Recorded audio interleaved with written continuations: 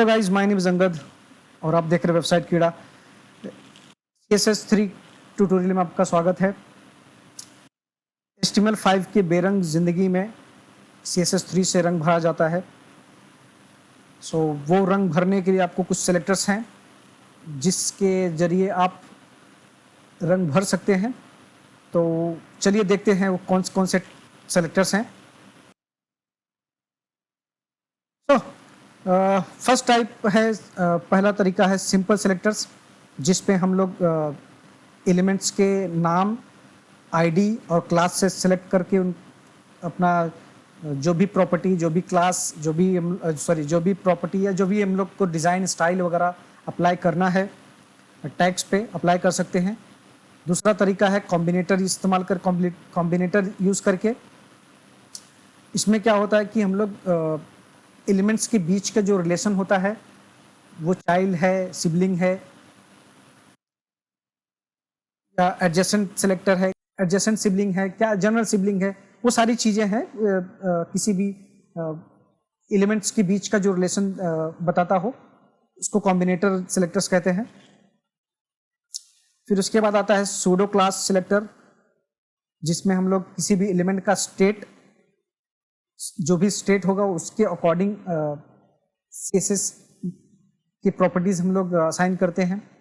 जैसे अगर कोई चेकबॉक्स है, चेकबॉक्स अगर चेक्ड है तो उसका क्या स्टाइल होगा, या कोई इनपुट है ये तो उसका अगर वो डिसेबल्ड है या बटन डिसेबल्ड है तो डिसेबल में कौन सा CSS लगे, कौन सा कलर होगा, किस तरह का, उसका फॉन्ट क्या होना चाहिए, first child, focus, hover, last child, ये सारे सूडो क्लास के सेलेक्टर्स हैं। फिर उसके बाद आता है सूडो एलिमेंट सेलेक्टर। इसमें एलिमेंट्स के बाद में क्या दिखाना है, एलिमेंट के पहले क्या दिखाना है, या फिर किसी सेंटेंस का पहला लेटर अगर हमको टारगेट करना हो तो कैसे कर सकते हैं, या फिर किसी पैराग्राफ का फर्स्ट लाइन अगर हमको टारगेट करना हो तो कैसे कर सकते हैं। ये हम लोग सूडो एलिमेंट्स में करते हैं। फिर उसके बाद आता है एट्रीब्यूट सेलेक्टर। इसके बाद आता है एट्रीब्यूट सेलेक्टर। इसमें कैसा है, हम लोग जो भी एलिमेंट्स के अंदर, टैग के अंदर जो भी हम लोग एट्रीब्यूट्स होता है, जैसे वैल्यू हो गई या फिर href हो गया या फिर सोर्स हो गया, उसके अंदर क्या चीज़ है, मतलब अगर हमने जो भी वैल्यू असाइन की है उससे भी टारगेट कर सकते हैं, या डायरेक्टली एट्रीब्यूट से टारगेट कर सकते हैं, या उनके कुछ कंसिस्ट होते हैं, जैसे कि अगर पर्टिकुलर एट्रीब्यूट के अंदर ये वैल्यू रहेगी तो ही अपने को CSS अप्लाई करना है। तो वो सारी चीज़ें हम लोग इस एट्रीब्यूट सेलेक्टर्स के अंदर देख सकते हैं। काम करते हैं हम लोग, VS कोड ओपन करते हैं। VS कोड ओपन करने के बाद हम लोग देखते हैं किस तरह से हम लोग पहला सेलेक्टर सिंपल सेलेक्टर से शुरुआत करते हैं।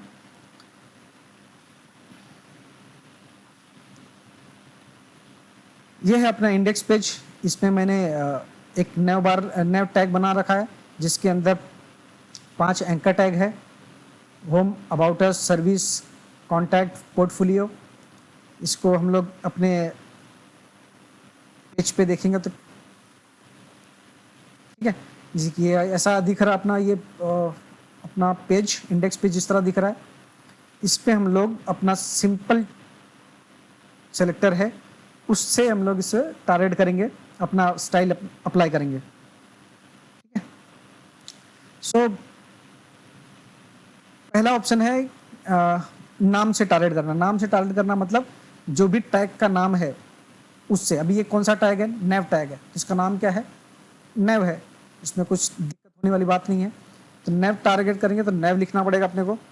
नैव, फिर करली ब्रेसेस के अंदर अगर मैं इसको बैकग्राउंड कलर देना चाहता हूँ तो मैं बैकग्राउंड कलर दे सकता हूँ। मैंने समझ लिया ब्राउन कलर दे दिया।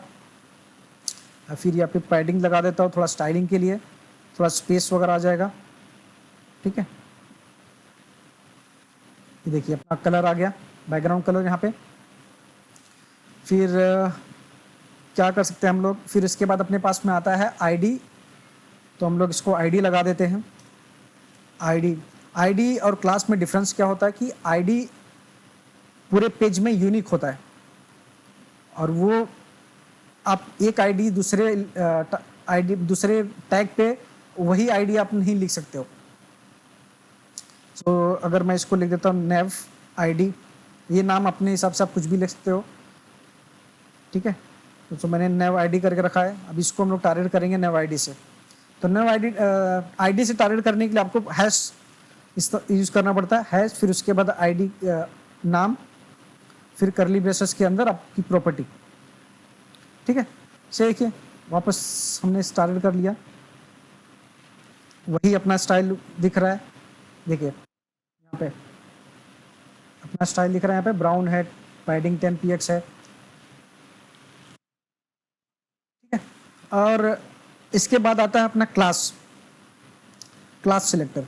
क्लास का क्या काम है? क्लास हम लोग मल्टीपल टैग्स पे, जितने भी टैग हैं सारे पे हम लोग एक ही, अगर हमको चाहिए कि एक जो स्टाइल हमने लगा रखा हुआ, ये बैकग्राउंड कलर जो है, ये सारे जितने भी क्लास हैं सब पे अप्लाई हो, तो हम लोग ऐसा कर सकते हैं। जैसे समझ लीजिए मैंने एक और पैराग्राफ बना लेता हूँ, मैं पैराग्राफ बना लिया मैंने, उसको डमे कंटेंट डाल देता हूँ, लॉरेम इप्सन।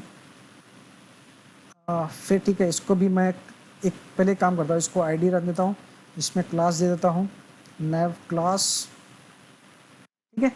और मैं इसको भी, चलो एक काम करता हूँ, इसको बाद में देता हूँ, पहले ये नैव बार को हम लोग टारगेट कर रहे थे क्लास से पहले, वो दिखा देता हूँ, फिर उसके बाद देखता हूँ कैसे काम होता है बाकी, अगर हमने 2 बार लिखा क्लास से तो क्या, ठीक है। ये हम लोग यहाँ पे, और आईडी से जैसे हम लोग टारगेट करने के लिए हैश लगाते हैं, वैसे क्लास को टारगेट करने के अपने को डॉट लगाना पड़ता है, या पीरियड साइन कह सकते हैं। डॉट के बाद में नैव क्लास का नाम, क्लास का नाम, फिर उसके करली ब्रेसेस में आपकी प्रॉपर्टी। अभी इसको सेव करके आप चेक करेंगे तो सेम रिजल्ट आएगा आपका, देखिए सेम है, ठीक है।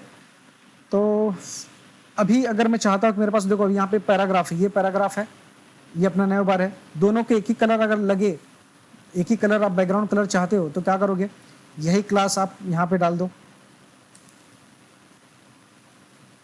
क्लास, अभी मैंने सिर्फ क्लास नाम डाला, देखिए ये जो बैकग्राउंड कलर नैव बार पे लगा हुआ है, वही आपको आपके पैराग्राफ पे भी लगा मिलेगा, देखिए।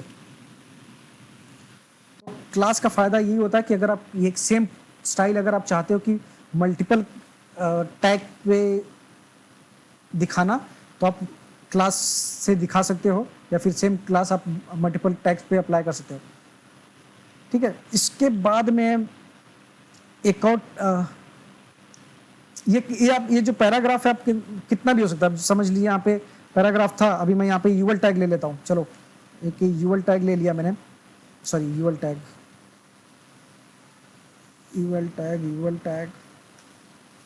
के अंदर एलाई है। अभी मैं चाहता हूँ कि एलाई का बैकग्राउंड, ये यूएल लिस्ट के बैकग्राउंड का कलर भी सेम रहे, तो हम लोग क्या करेंगे, नैव क्लास डाल देंगे, इसको भी देखिए, इसका भी बैकग्राउंड कलर हो गया सेम। तो यही है कि अगर आपको पूरे पेज में आपके पास में ऐसा कुछ स्टाइल है जो आप हर चीज़ पे अप्लाई करना चाहते हो एक ही, तो आप क्लास यूज़ कर सकते हो उसके लिए, ठीक है। इसके अलावा एक और आता है सिलेक्टर, जिसको बोलते हैं यूनिवर्सल सिलेक्टर। यूनिवर्सल सिलेक्टर क्या होता है, आपको इंटरव्यू में पूछा जा सकता है यूनिवर्सल सिलेक्टर क्या है। यूनिवर्सल सिलेक्टर क्या होता है कि वो पूरे बॉडी है, पूरे डॉक्यूमेंट पे जितने भी एलिमेंट्स है वो सारे पे अप्लाई करता है। तो उस पर अप्लाई करना, जैसे कि ये आप देख रहे हो, तो यहाँ पे मुझे पैडिंग दिख रही है, पैडिंग मार्जिन दिख रहा है यहाँ पे, ठीक है। मैं चाहता हूँ उसको रिमूव करने के लिए, तो वो मैं क्या करूँगा, मैं ये स्टार जो होता है ये यूनिवर्सल सिलेक्टर होता है, स्टार मतलब सब पे अप्लाई करेगा ये।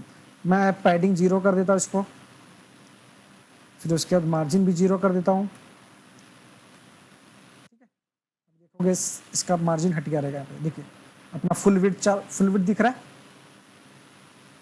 एलिमेंट्स का जो बाय डिफॉल्ट, जैसे पैराग्राफ हो गया या यूएल टैग हो गया, इसमें बाय डिफॉल्ट कुछ हर ब्राउजर अपना एक मार्जिन रहता है, एक डिफॉल्ट मार्जिन या पैडिंग ऑलरेडी रहता है। तो अगर हम लोग बाय डिफॉल्ट ये यूनिवर्सल सिलेक्टर अगर हम लोग अप्लाई कर दिया, मार्जिन पैडिंग 0 कर दिया, तो सारे एलिमेंट से वो जो डिफॉल्ट वैल्यूज होती हैं वो सारा रिमूव हो जाता है, ठीक है। अभी आप देखोगे ना, तो मैं आपको दिखा देता हूँ।